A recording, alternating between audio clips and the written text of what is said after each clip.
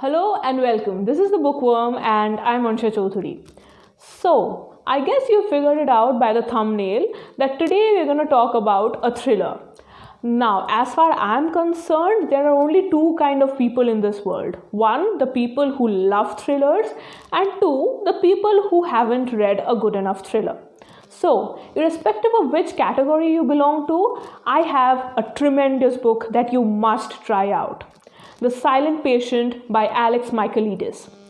Now, this one came out in 2019 and has been making a lot of buzz since then, and everywhere I look, people have been giving it rave reviews.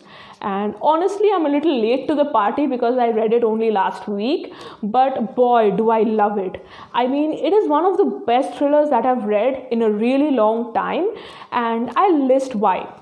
So the book starts with a murder where Alicia Branson, the wife of a famous photographer, and she's an artist herself, she gets accused of killing her husband.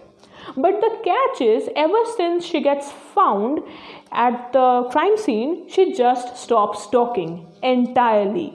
So throughout the trial and throughout the process, she doesn't utter a word, and she's eventually inducted into a mental health institution where she keeps up the silence.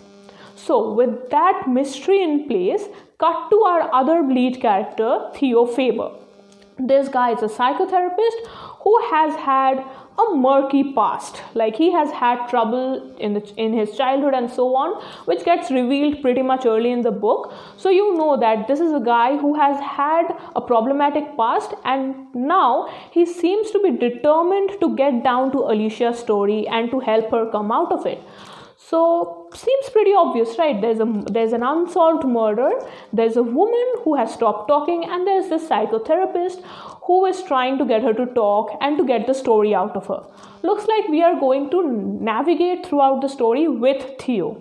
But that is where the author trumps us, because like any other great thriller, this book has a massive revelation at the end, something that turns the story around and leaves you totally reeling. Like you're gonna have to take a really long time before this book gets out of your head.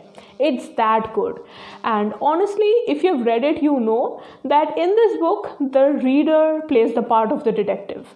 It's not Theo. That's a little spoiler I'll give you, but the rest you have to read the book to figure it out.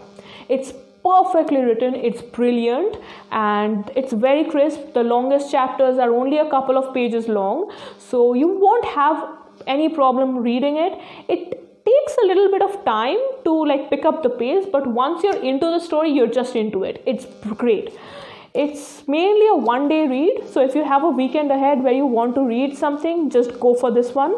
I can't really think of anyone who won't have fun reading this book. It's entertaining, it's enthralling, it has layers. I mean, who doesn't like reading about a murder mystery where a famous painter kills off her husband and then goes silent? So it has layers, and also the other most important part is this is the first book by the author. So I do hope that he writes more because it's fantastic. And yeah, that's about it. That's all that I have to say about it. Please go ahead, read it. It's highly recommended.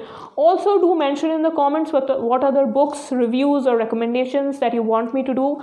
I'll look into them. I'll definitely try to do them. If you like what I do, please share it with your friends. Subscribe. This is a new channel. And yeah, that's about it. Thanks for watching.